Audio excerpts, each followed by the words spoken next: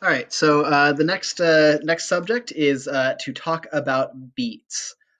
This is not the Beats headphones or anything like that, but this is a phenomenon that comes when you have two simultaneous waves playing that have very close frequencies. So this is really something that's better experienced than it is talked about. And I've been playing around with the settings.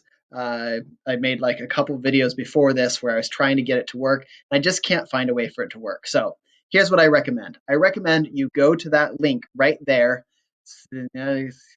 com/tone generator. It looks exactly like this if you open it up.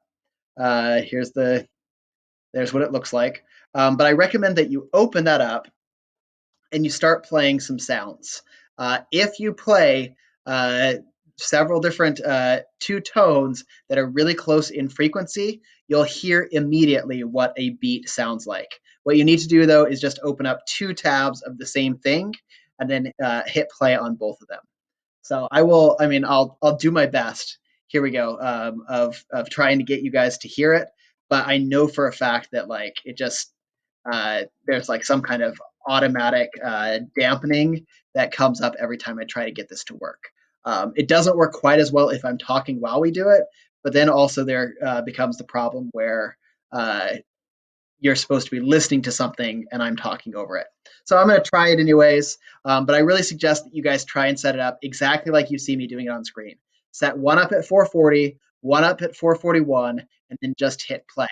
You'll hear the first sound, that just pure tone. That's an A of 440. And then if you hit the 441, which is just slightly higher than an A, you'll start hearing the beats. And I don't know if you can hear it. I'll only know once I listen to this. But what you should hear is that it sounds like it's getting louder and quieter and louder and quieter and louder and quieter. I'm going to stop this because it's going to be very annoying to me in the background. But it's something that you should try out. So the idea behind beats is what this red and blue scribble is showing you, that if you have two frequencies that are close to each other, sometimes you'll end up with constructive interference, where the two waves happen to just line up and the peak of one and the peak of the other, or the trough of one and the trough of the other, are in the exact same spot. And then other times, because one of them has a slightly repeats slightly faster than the other one does because it has a higher frequency, sometimes you'll have destructive interference.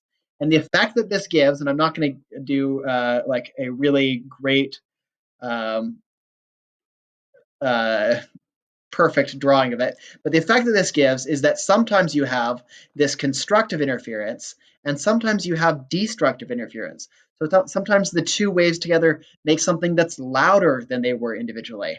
And sometimes because of the destructive interference, it gets quieter. And so you get this thing that sounds like beats, where it gets quieter and louder and quieter and louder and quieter and louder. And this is useful for a lot of different reasons. One of the reasons is it's very good for accurate timekeeping. If you play something that is within 1 hertz, so a 440 and a 441 hertz apart, they will create a beat that is exactly 1 second apart. The relationship is actually inverse. So if I did 440 and 442, it would not be 1 second apart. It would instead be 0.5 seconds apart. But by doing this, you can set up something with like a really regular timing to it.